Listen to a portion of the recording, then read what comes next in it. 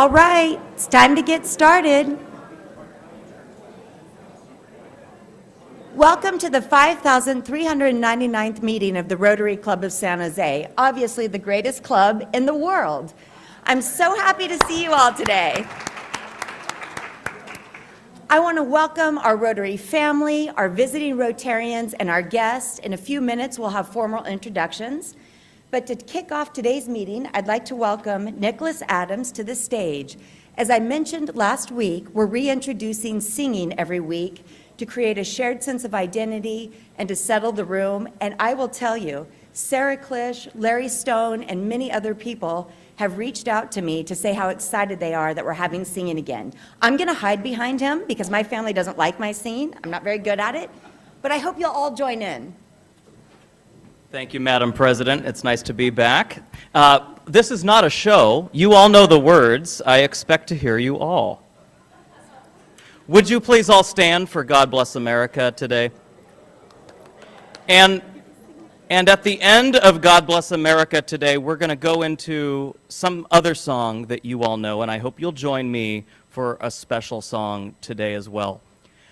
God bless America, land that I love. Stand beside her and guide her through the night with the light from above. From the mountains to the prairies, white with foam, God bless America, my home, sweet home. God bless America, my home, sweet home. Happy birthday to you, happy birthday to you. Happy birthday, dear Karen. Happy birthday to you. Thank you. Thank you so much. Thank you. That was a surprise. My birthday's actually tomorrow, but thank you for that spirited song. That's just great. And sing again tomorrow. Yes, you guys can all sing to me again tomorrow. But that is the only, we don't have any birthdays that actually fall on this Wednesday. As a reminder, throughout the year, we'll be celebrating 37 people in person who actually have their birthdays on this day. But because everybody is so important, we list the birthdays that fall within the week. So if you see any of your friends, please make sure that you wish them a very, very happy day. I'd like to thank the people in our greeting line today who represented the foundation board. Dave Davis is the president. They do the really good work of making sure that our dollars align with community needs and that we have strong projects. So thank you for your commitment to the foundation board. We're very grateful for your service. And in case you didn't see it, we have our first sweet treats featured by Lindley Zink's Bakery, Little Bites. As a reminder, we'll be having those once a month, generally the first meeting of the month. Obviously, July's an outlier since we had a holiday, but we get to look forward to his special treats once a month, and I hope you all will enjoy them. And please don't hesitate, even if you did not purchase a meal today, to go up and have one of those delightful little treats. I know my family love them and are going to go up for seconds and thirds, I believe. Now we'd like to go to guests, visiting Rotarians with guests, and those who might be here on their own. Please stand. As a reminder, we'll have the traveling mics being routed by our red badge members, so we have the opportunity to get to know a little bit about them and so that they recognize you. So with that, Steve Preminger and Kelly Dipple are the, I don't see, there you are. You have the mics today. Kelly, will you please take a moment to say a few things about yourself, your sponsor, your classification, and what motivates you? Sure.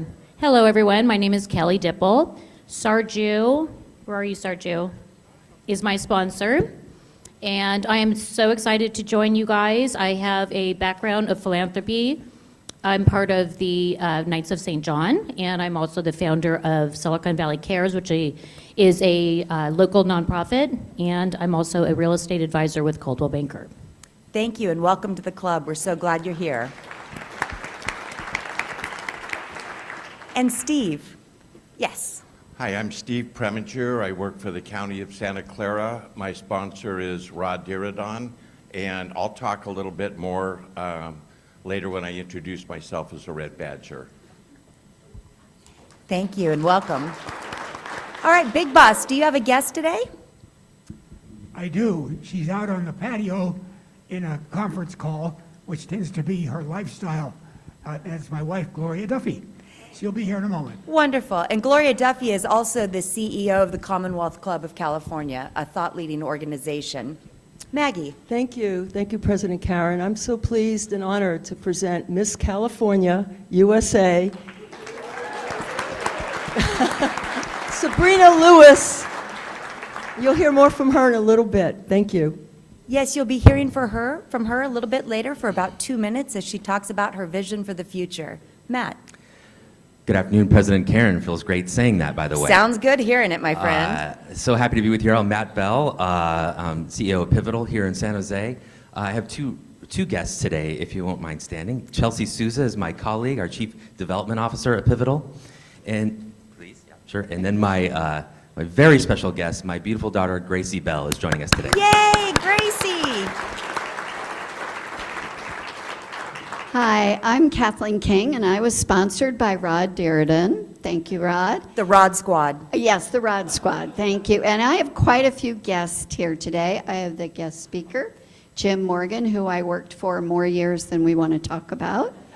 And I have Dolly Sandoval, the previous mayor of Cupertino and a Cupertino Rotarian. And I have Kevin Bradshaw, who is from City Year. And he was an NBA player. So not NBA, let me get it right, NCAA. Basketball to me is basketball, sorry.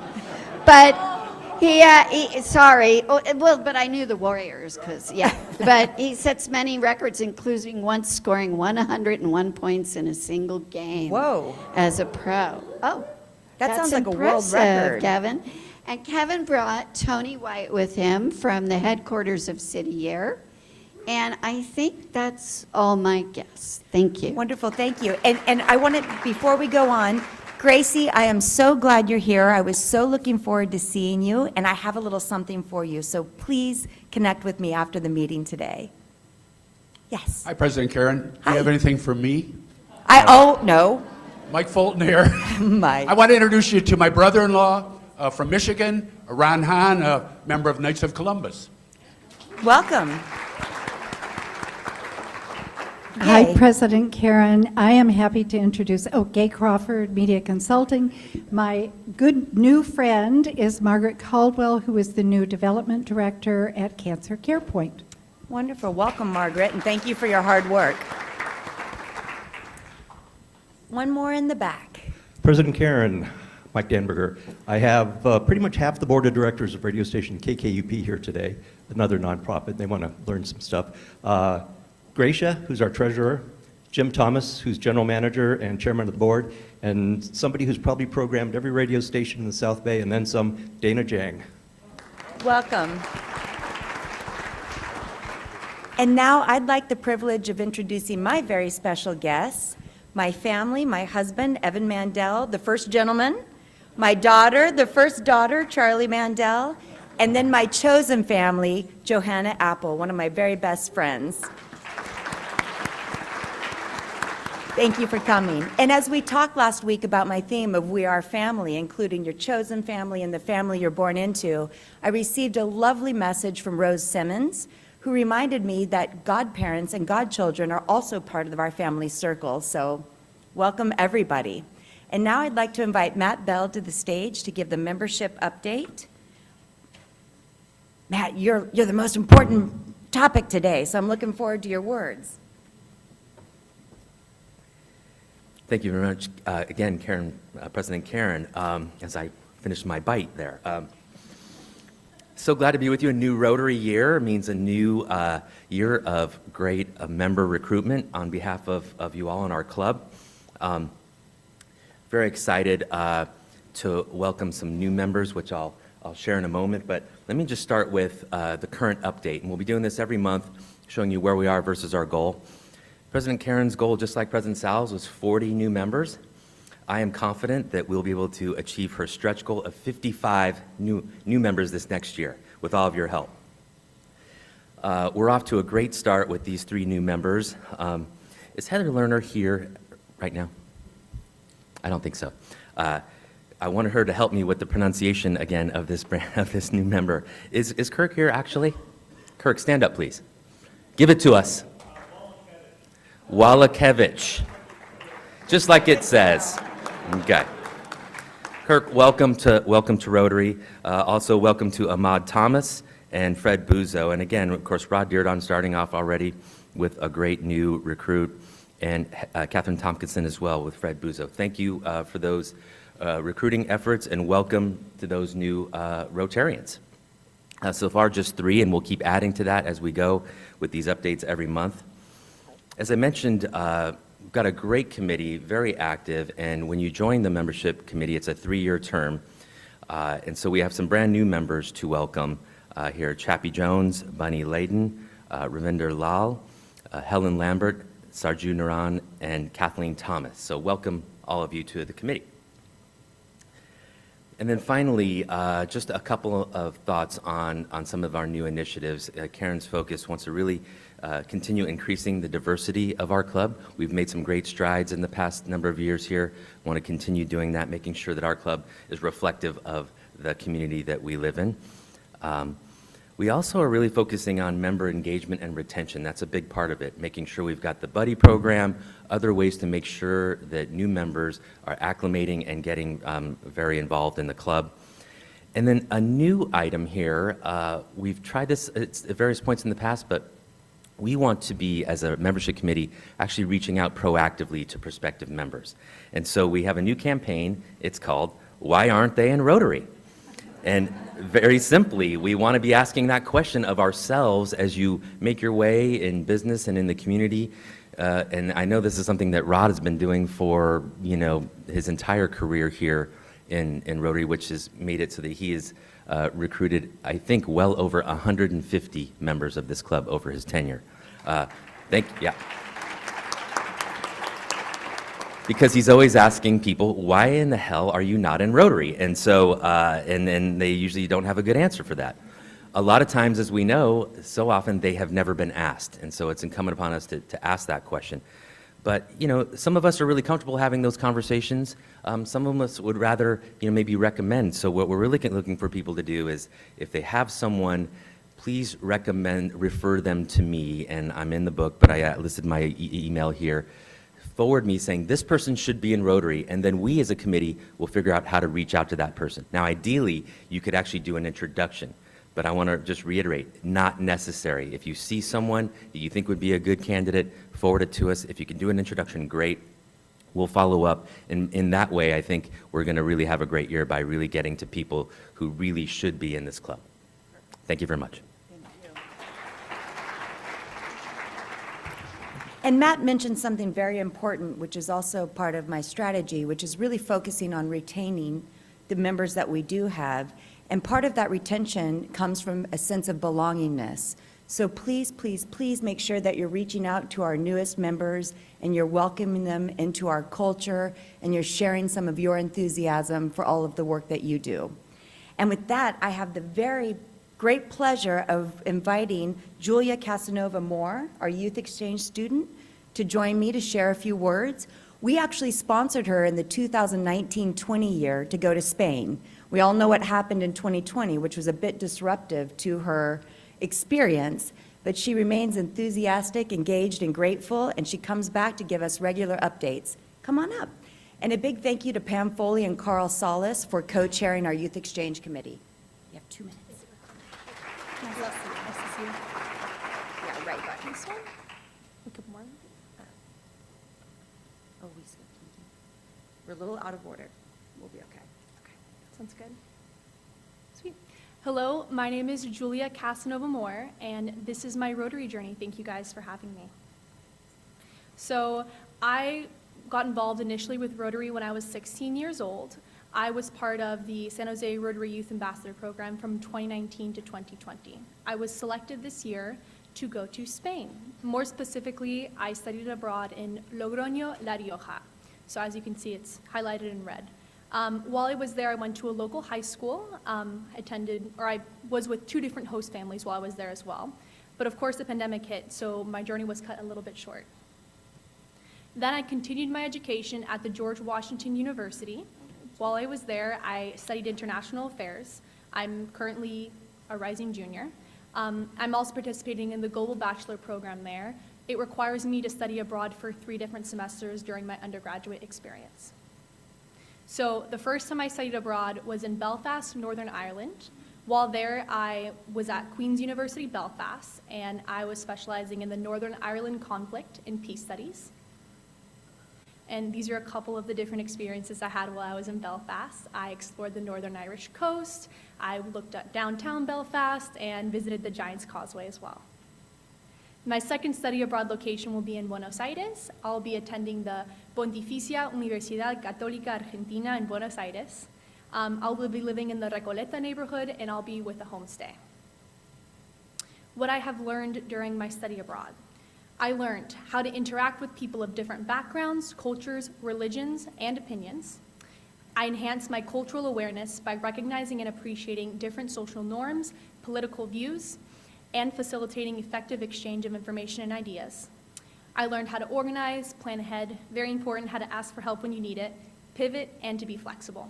I learned how to navigate and be successful in foreign work environments and school systems, how to deal with problems when things go wrong, and how to make lasting connections and create a global network.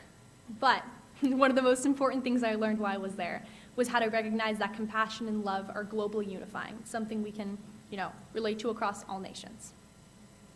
Thank you, Rotary, for your support. I appreciate it. Muchas gracias, Rotary, por tu apoyo y por creer en mí durante todo este tiempo. Lo agradezco mucho. Thank you. That was amazing. Good job. I don't know about you, but she definitely gave me goosebumps. And my little Charlie, I hope she inspired you to consider, well, I don't want Charlie to leave home, never mind. So I'm going to beg for your indulgence and ask you to close your eyes for a minute because I accidentally skipped over something. And while I go back to that slide, come on up, Big Boss, with your new member. We have a new member introduction here. There we go.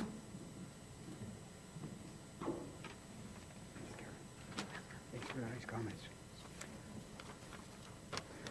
I'd like to emphasize something Matt said a moment ago. Thank you, Mom.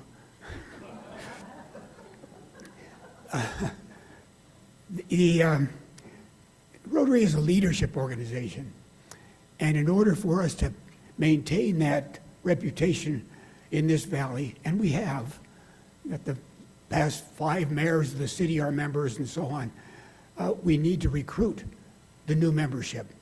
We have a whole crop of young people coming up now that are dynamic young leaders that we need to have in Rotary. So reach out to them, bring them in. Make sure that we share the leadership training opportunity here and the opportunity for them to exercise that leadership in the community through us. And that's what I'm doing with Steve Preminger. Steve is a leader. He is a born leader. He was born in Palo Alto, 4th generation Palo Alton. He's gone through degrees, several degrees. He's a social worker by training, but he's a strategic strategist by activity. He was hired away from the Central Labor Council by the county to become the glue to keep things working smoothly between labor and management and all the different functions of that activity, and in implementing in the community new ideas that are strategically sometimes difficult to implement, but he has the tact to be able to do that, encouraging the different departments of the county to work together to accomplish a joint task. I have always been impressed with him, and if I don't stop now, somebody's going to throw me off the stage. Welcome to the Rod Squad. Steve, say a few words.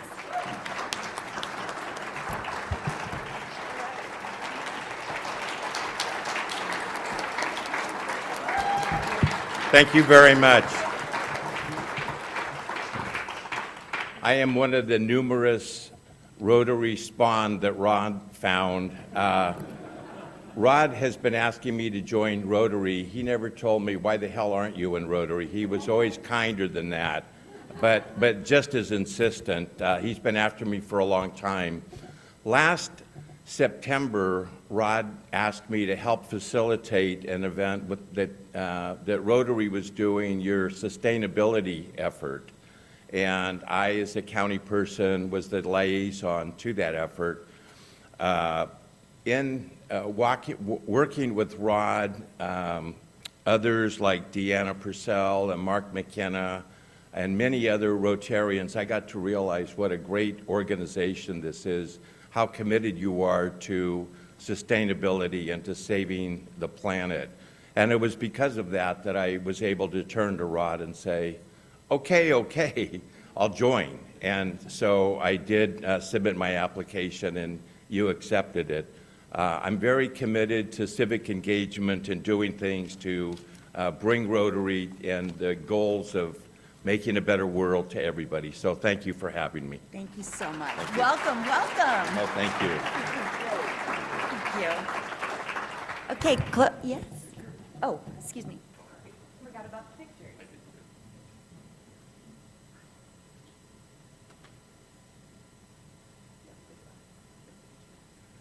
Okay, close your eyes again because I have to fast forward the slides.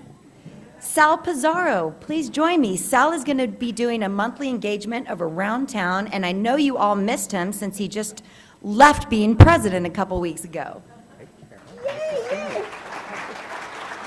I'll get the hang of the slides. Oh, you will, trust me. And I know I've got 3 minutes, but I'm going to make it much shorter because I know where we are on the agenda right now.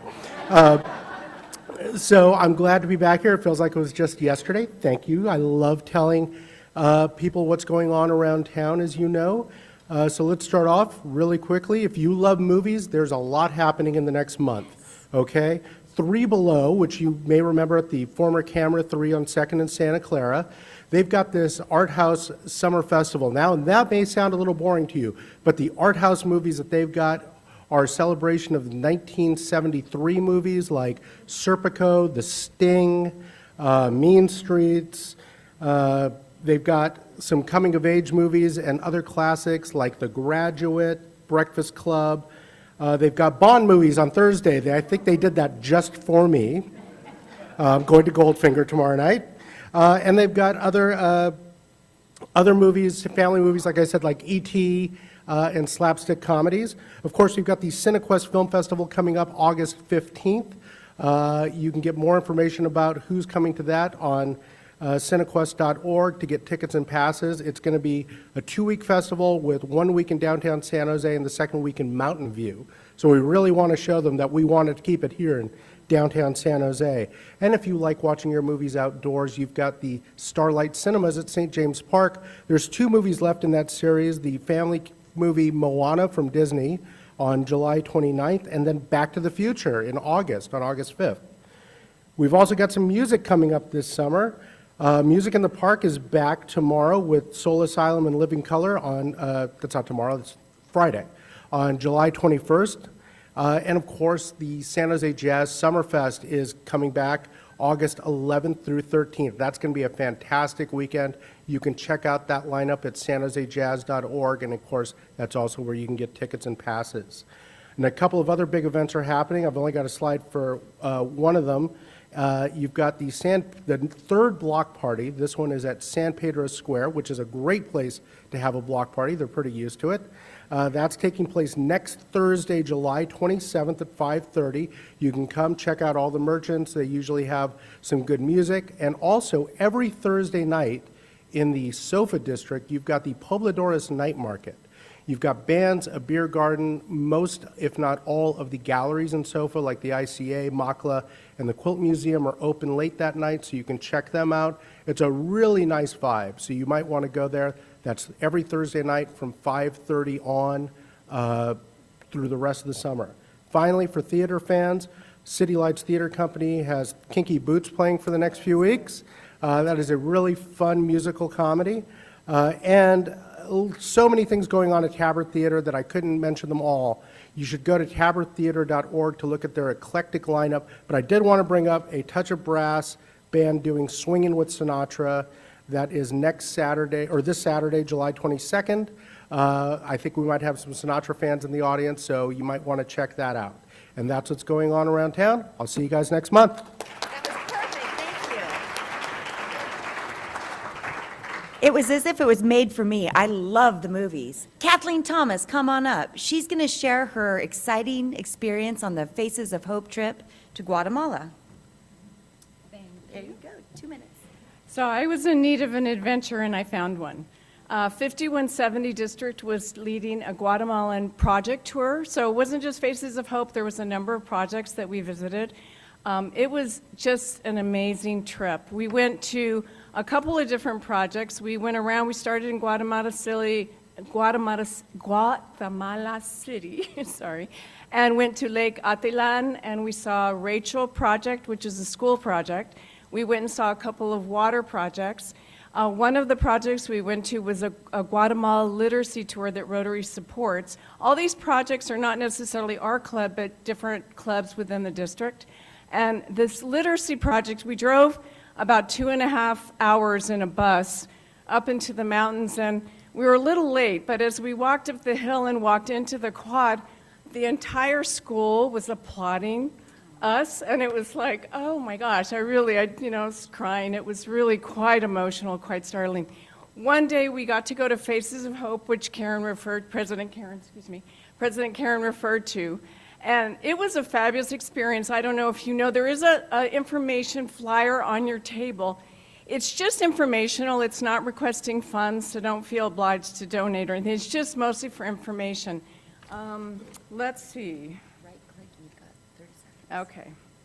So we had a lot of information given to us. We got a tour of it. It took place at the Obras Sociales de Hermano Pedro Hospital, and that was where it takes place. Faces of Hope doesn't move around. It's just they have different teams that come at different times. It had been on hold since COVID started, so I'll show you some pictures, and they're self-evident. They have different Rotary clubs that support and also different local organizations that support. This is the new Cupertino president, Elisa. And we got invited to go into the operating room, and one of the doctors says, anyone have medical experience? And I'm rehab. Unlike our dear Emily, I went into rehab for a reason. And he said, oh, you should come take a look at this. Luckily, none of us passed out. That was good. And they have recovery, cutie pies. Yeah, it's a fabulous trip. If you get an opportunity to travel with Rotary, whether it be district, club, Rotary International, do it. It'll change your life. It's a really spectacular experience. Thank you for doing that. I'm always so inspired by that particular program and the meaningful way it really changes people's lives. Now we're going to rush right along here, and we're going to welcome Miss California, Sabrina Lewis, to say 1 to 2 minutes of words about herself and her interest in the nonprofit sector. When she was crowned Miss California at the Visalia Convention Center earlier this year, the 25-year-old became only the second black candidate to achieve that title within our history. Come on up.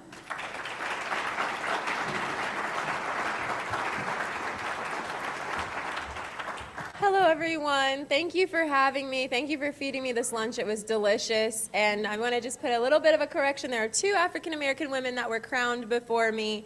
There's Simone Stevens, and I can't remember the other lady's name at this point because she doesn't have an Instagram. Who doesn't have an Instagram?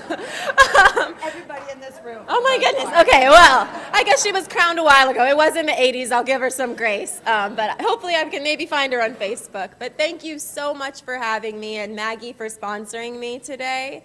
I've been doing so much. I was crowned 3 weeks ago, actually, and I am also the 3rd woman to win both Miss California USA and compete at Miss USA, and then now I will be Miss California and competing at Miss America in January. Yay!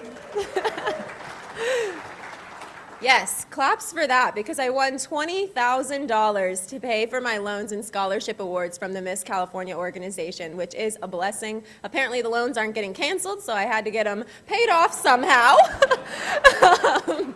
And I hopefully will be the first Miss California who has won the title at Miss America in the past 40 years. It's been 40 years since Miss California has won Miss America, so that's what we're hoping for. My talent is equestrian show jumping. I was telling Maggie that I do a lot of equestrian show jumping work at Oakland City Stables. I'm the director of fundraising there. The nonprofit is called the Metropolitan Equestrian Preservation Society, and if you guys are interested, please feel free to talk to me about the equine therapy work that I do. Wonderful. Thank you so much. Congratulations to you. Nice to see you. I'm finally understanding the stress that presidents feel about running on time. So my little clue is when I start going like this, time, it's time. But anyways, I'm going to just give a couple of president's remarks. As a reminder, we have the Rotary Caravan coming up on August 19th. This is to support the Pajaro flood victims. I know I mispronounced that, Charlie, but that's the best that I can do. Please think about dropping off donations. Even gently used items, as long as they're not undergarments, are welcome. This is being championed by past President Fernando Zazueta and also Richard Alejandro. So we'll have a more formal presentation next week, but please start thinking about throwing extra items in your shopping carts to support these flood victims. And now I'd like to welcome Suzanne St. John Crane to lead. Suzanne, come on up. All right. And she'll be interviewing Jim Morgan, which I think we all know who he is, and we're so proud he's here. Thank you so much.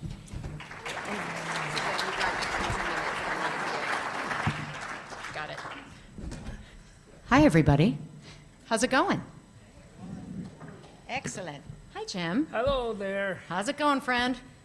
Pretty well, except, you get asked the questions. I have to figure out the answers. That's right. I'm all softballs, my friend. All softballs. We'll make this simple. Hopefully, you all had a chance to take a look at Jim's bio that was sent out, detailed bio sent out in the email to the club. If not, I'm just going to call out a couple of things, and then we will jump right into questions. Want to let you know that we're going to do a little Q&A at the end. So if you're on Zoom or in the room, please do come up with those questions. We want to try and incorporate as many as we can, and think more like Twitter length, not War and Peace. Thank you so much. Okay, so the things I just want to call out about Jim, in case you missed the email, and I'm going to give you some cliff notes. Jim, of course, led applied materials for nearly 3 decades. He's also an author and shared his learnings in applied wisdom, bad news is good news, and other insights that can help anyone become a better manager, and then shared the cliff notes in here for nonprofit organizations and boards. Of course, Jim and his wife Becky are philanthropists, co-founders of the Northern Sierra Partnership, their own family foundation. Jim has co-chaired Asia Pacific Council, the Nature Conservancy, and he has served as a technology advisor to 3 U.S. presidents. Won many awards. We know about the James Morgan Global Humanitarian Award that's part of the Tech Awards. But the one thing you may not know, because it's breaking news, is that last week, Jim, you won. You were awarded with IMEX Lifetime of Innovation Award, which recognizes game changers in the semiconductor industry. Its first recipient was the late Silicon Valley legend, Dr. Gordon Moore. And last year, the award was given to Mr. Bill Gates. And this year, it's given to this guy. So give it up, Jim.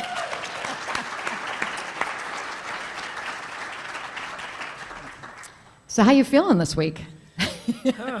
Fine. I just had a whole week.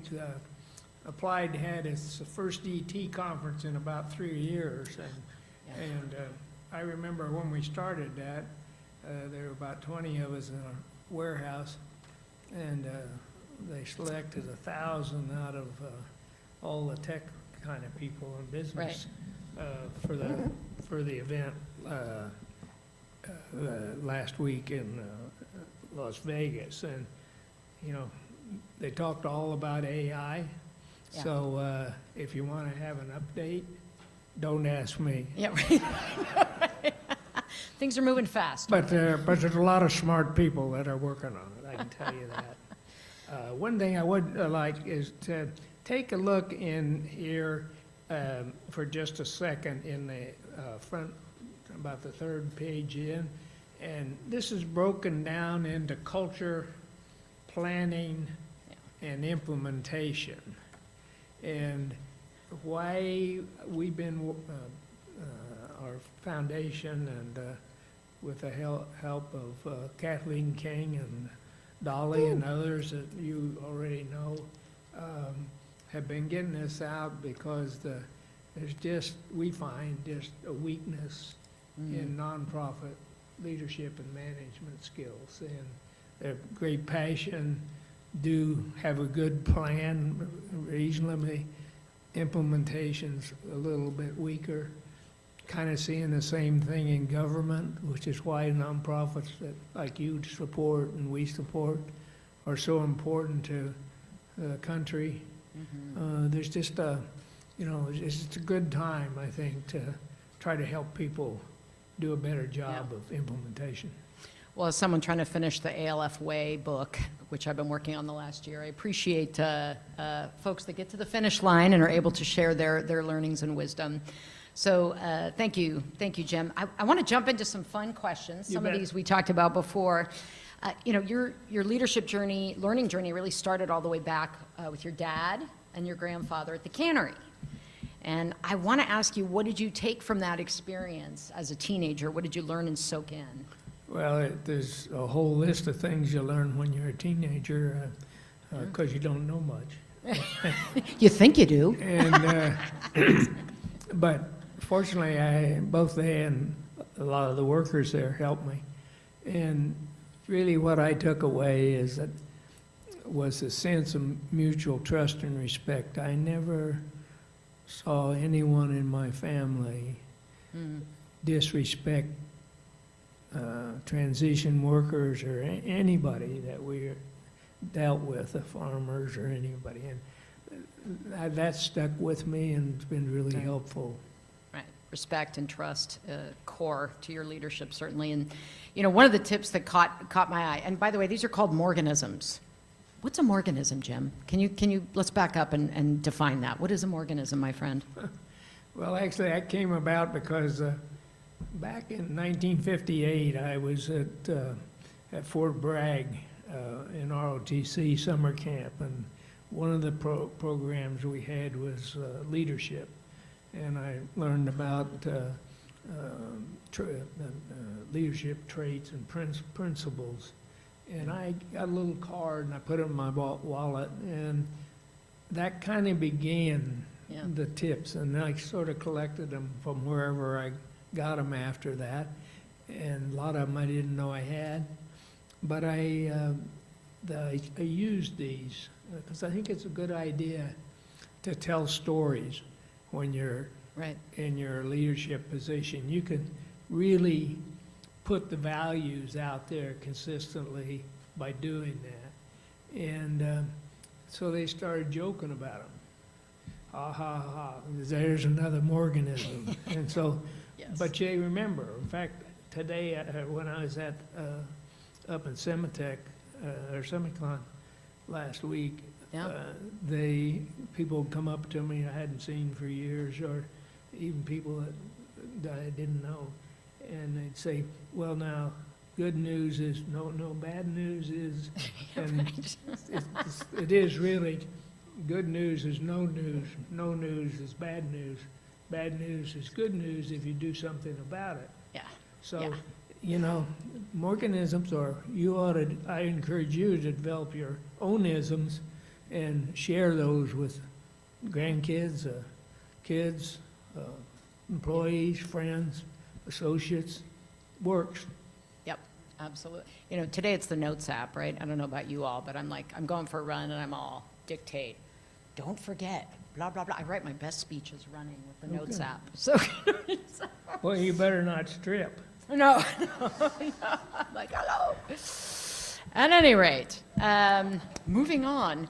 So how did you live that as CEO at Applied and in life in terms of the bad news is good news? Because I think that is so true that we often, and I'll just say I've been a board member, executive director, founder, the whole, you are trained to kind of gloss some things over, like always give the good news, always have a good front to donors.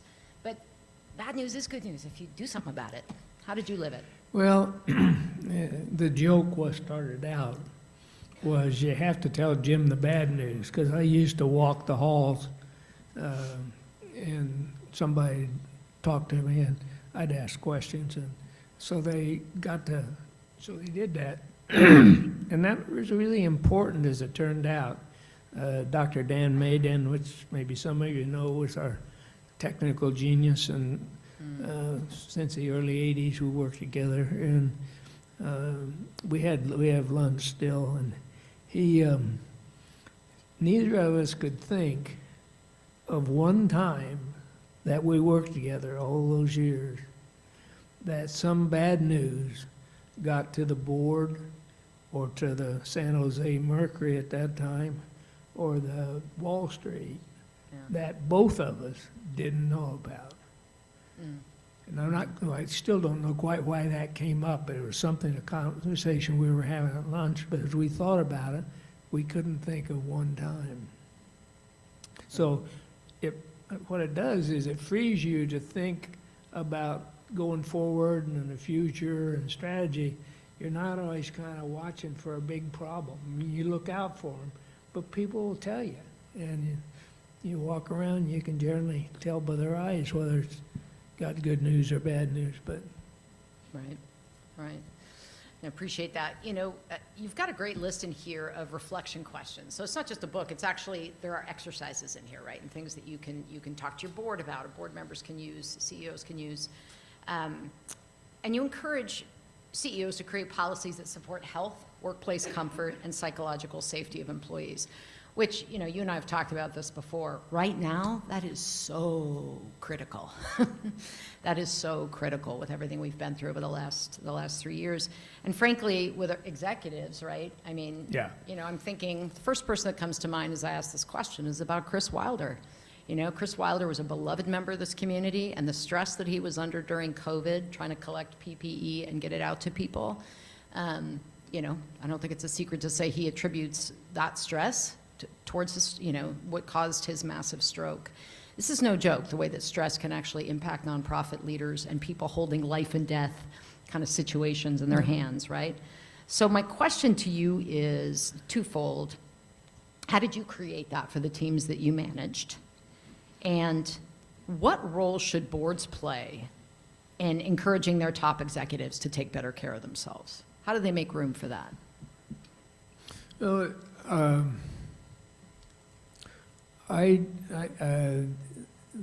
the high-tech business, as most of you know, is a real challenge. I mean, you only have the problem, all the normal people problems. Business goes up. I mean, I don't think in all the years I ran the company, we ever exactly made our business plan, but we might do 50% more or 50% less. Right. And that wasn't because we didn't do a good forecast, but our business just changed. And so you really need to develop a way to develop your health. And I'd always encourage, when we couldn't afford gyms and things like that, people bring a pair of good walking shoes and go take some of their meetings on a walk and things like that. And you find a lot of them have picked up on that, and I didn't. I kind of, just to survive, tried to emphasize that. And yeah, you talk in the book about always having your comfy shoes there. Yeah, so critical. No ping pong tables at Applied, Jim? What's that? No ping pong tables at Applied? Yeah, they probably did have one. I think in the back, in the early days, in the back of the manufacturing place, and it wasn't as clean as it is to these days, you know. Like, that's a retention tool now for HR departments, right? We have a ping pong table, we have a pool table. You know, I want to call something out that you talk about in your book, about your approach to philanthropy, because so many of us, we're Rotarians, we care about impact, we care about mission. And I have to say, you and Becky are not only incredible contributors, but the way you give is the exception to the rule, and it shouldn't be. So you write about this, and I just want to read straight from it. Take a humble approach to giving. Trusting a nonprofit's leadership and contributing unrestricted dollars to support their whole mission is a sign of respect. While an organization's budget may have line items for people and infrastructure separate from program costs, they can't operate without both. So, amen. Yeah. Amen, and thank you for saying the quiet part out loud. Did you always give in this way, or did your giving kind of evolve, your and Becky's giving evolve as you learned from nonprofit leaders that you interacted with? Well, Becky and I started our giving forward, as she says, with about $500 to our alumni position at Cornell back in the 60s. And then as we began to save up some money and do some others, we expanded that a little. And we tended to get involved with groups that we participate with, we fund normally. In other words, we got to be sure they have a good leader. Right. Be willing to coach if they wanted without being offensive. And that just kind of worked for us. Right. We sort of do venture, I was in the venture capital business for about 3 years, but we kind of do venture philanthropy, is that we kind of look for ideas that are new with a good leader and a strategy and seed those, and as they go, we'll support them to a point, and then they hopefully get off on their own. Right. And that's worked well for us. We've enjoyed it, and we've, it lets you get a lot of new things started. Yeah. And I think that's going back to what I may have said in the early part. The government doesn't do a good job of things like that. And so it's important, and I think it's getting even more important for nonprofits, because they are the people who can make local, that may become a great thing all over the world. I mean, the seed ideas is like our venture capital community. Yep. I mean, you can't do it in mass, a lot of it, but you get focused on it with some talent, you can make a big difference, and Absolutely. It can grow. Yeah.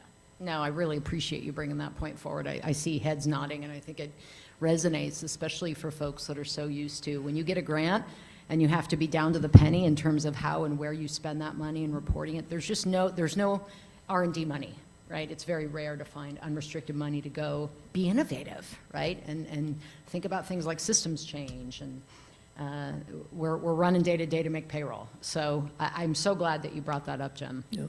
No, that's great. Okay, let's talk about sports just for a second. One of my favorite topics, just saying. So many good leadership and life lessons in sports, in my humble opinion, and the NBA and the NCAA, my friend. And my other favorite, and the NFL. Niners. Okay, so talking about this next tip feels appropriate, given that we're on the cusp of football season, and saw Steph Curry just do some remarkable things on the golf course. Oh my God, that was so fun. Court sense. Having court sense is something you talk about in your book. How did you develop that? What is it? How'd you develop it? And why does it matter? Well, I came from Indiana, and how many of you have seen Hoosiers? Oh! A little shade from the audience. That's been hard to define over the years, but that's a lot like my hometown. It wasn't my hometown. That was a little town of Milan, but Milan also had 800 people, as my town did. And so we started playing regulation basketball games in 5th grade. I played 23 regulation basketball games in 5th grade. And we'd be driven, a few miles to another town. And looking back, I realized that I developed a skill set, I wasn't sure where from, to be kind of aware of everything that's going on around me. And so I kind of had a knack for, we went to Japan before anybody else. We came with a whole new itcher before, but it was those kind of things I could recognize. I wouldn't necessarily invent them, but I could recognize them as possibilities. And I think that came from, when you're playing basketball, they throw the ball in, and then it's all go till you either lose it or score or it's out. And you got to kind of know where everything is that's going on. And so I think I think back about, and that's some of my tips. I'd encourage you to think about when did the tip actually enter your awareness, not when you recognized it as being a good tip to use for yourself. Because I didn't probably figure this out about the basketball till in my 30s, probably. Yeah, interesting. Yeah. Today we would call that almost mindfulness, right? Well, Having that's an a- idea. Yeah, that's the ALF word for it, but it's also just kind of, it's being mindful of and What's going scanning the on? field, being present, and having Yeah. a full, yeah. Yeah. Able to It's sense just it. like, if you're a naturalist, you go out and you look for birds or animals and stuff. I mean, your peripheral will pick up. Yeah. If you're sort of have a sense of awareness, you'll see something nobody else will see. That's right. That's right. No, well said. Well said. Well, these books are available for 2 nonprofits, so please talk to Kathleen or Dolly, who are here in the reserve seating, to get more. It's so generous of you and of all that you and Becky are doing to offer these to nonprofits, and use them. They're great discussion items at board meetings. God forbid you have a board meeting with all committee reports, right? Get some good dialogue in there. Use the questions for growth, connecting, and professional development. Thank you And so. go on the website, Yeah. Applied Wisdom for Nonprofits. Yeah. And it's a good, it has some courses that self-taught kind of things. And I think you can find a lot of information. It also has Oh, yeah. this book, which is, you can download off of there. You can download any of these things Right. at no charge for your That's great. for your friends and stuff. And so this one has the 100 tips that I collected that were in an original autobiography that we pulled out, and Love I it. thought maybe there's 20 or 30 mainly, but there turned out to be 100. Wait, there's more. Yeah, right. So many good resources on the website, and we're going to take some questions now. So thanks so much, Jim, for the conversation, for sharing. If you have a question, if you could please raise your hand and get the attention of one of our Red Badgers with, oh, Jim, another Jim, James Williams. Awesome. Thank you. James Williams. I'm the CFO for Opera San Jose. Okay. And I just wanted to say that, Applied Materials for decades has been the role model for corporate philanthropy under your leadership.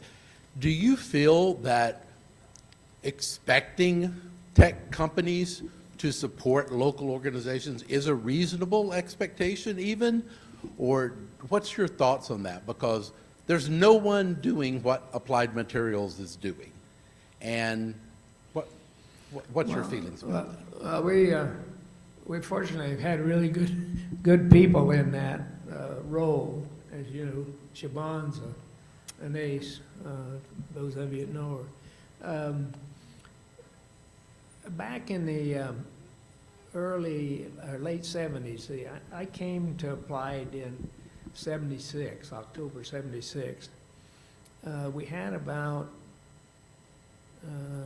we cut it back to about 250 people. And then we built a company from there. But one of the things that the small group of executives believed in is that we should get some funding available for the local community. And as part of that, we set up a foundation. And so when we had really good years, which you do sometimes in the equipment business, and really bad years, the good years, we kept a really steady flow of funds that would go out. We'd spend so much a year, and we'd either take it from the profits or take it from the part of whatever needed to make that up from the foundation. And that worked really well, and I suppose we were one of the earlier people to do that. Yeah. And I just think it's important. You have to, I sort of believe you take care of your family, you take care of your locality, and then you can take on other things. Now, what's happening, as you know, is that most of these companies are more international. The CEOs don't pay much or haven't got time to focus on the local. And so somebody gets assigned, and then depends on who they assign and what the general code and psychology of the company is. Yeah. Give where you live, right? I think appreciate that question and your answer, Jim. Anyone else in the room or on Zoom? No on Zoom. Any other questions? Kathleen, you got something? Yeah. She's a plant, but whatever. That's fine. Love you. Love you, Kathleen. One, I want to thank Suzanne. She does such a great job on this. But we have a... Easy peasy. We do have a star in our midst. Gabby is in the online virtual course. If you go on the Applied Wisdom for Nonprofits, Gabby is one of the leaders speaking about examples of using Applied Wisdom. So I just wanted to make sure we... He's also featured on the course, as well as Michael Elliott. So us as I'm up and coming. I've been an executive director for 2 years now, but definitely had many reflections on your book and found it very relevant even to new leaders of, coming up in the sector. So it got me to thinking a lot and reflecting, which is kind of a luxury in this job. Yes. But it was a really nice moment to take that time and do that, and I was happy to be featured along with Ahmad and Michael, because I think we're all at different stages. So, but yeah, congrats to Ahmad too, a new Rotary member. Awesome. And I think we have a question on Zoom too now? We do, and this will be our last question, and this is from Irene Chavez. Jim, are you optimistic about the future? That's wide open. How much time do we have? You got 30 seconds. It depends on whether I've watched the news or not today. No, I'm an optimist. But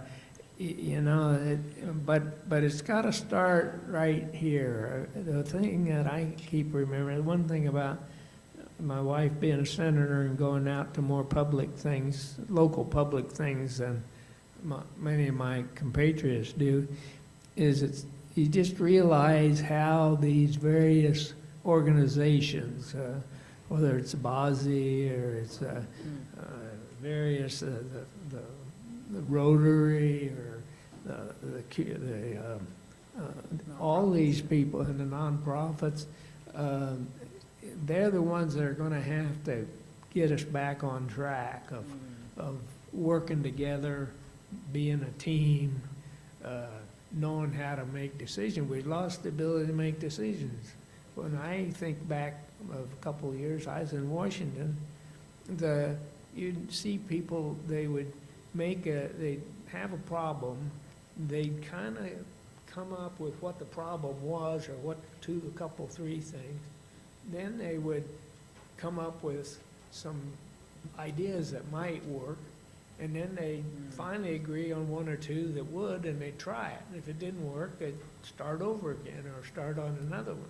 Right. And today, you start out with, oh, you're done something, or you're a bad person. Polarization, and you're never going to get important work done with that. I said, I mean, we back in the 80s, we had an international management team. And you had to listen because half of them didn't have a native English language. So, it works. New listening. Sorry. Yeah. It's possible. I think the leaders in this room can make a difference for sure. Jim, thank you so much for being here and sharing your wisdom, the organisms. Thank you. Thank you so much for your profound impact on our community and your generosity. And Suzanne, thank you for leading that interview and for recording the We Are Family karaoke version that we sang last week. Gentle reminder that her and her husband Dave's band, Pearl Alley, will be playing on July 27th from 8 to 11 p.m. at the, let's see, Dan Orloff's Cedar Room. So thanks again, Suzanne, really appreciate it. And Jim, in honor of your contribution to today's meeting, we've made a donation to Loaves and Fishes, because if you're hungry, you can't really focus on anything else.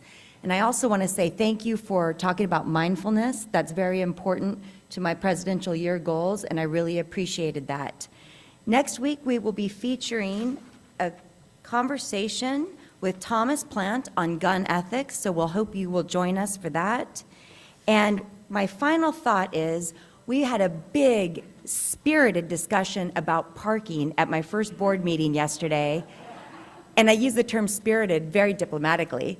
And I want to say that we have exciting news, which is the board has decided to cover the cost of all parking during my presidential year. So for everybody who attends, even if you don't have a meal. However, please be mindful of the four-way test and only park for actual Rotary events and not take other meetings downtown, because this is due to the generosity of the board members. So very grateful for that. Thank you all for joining us today. Be kind. Remember, never underestimate the power of a kind word.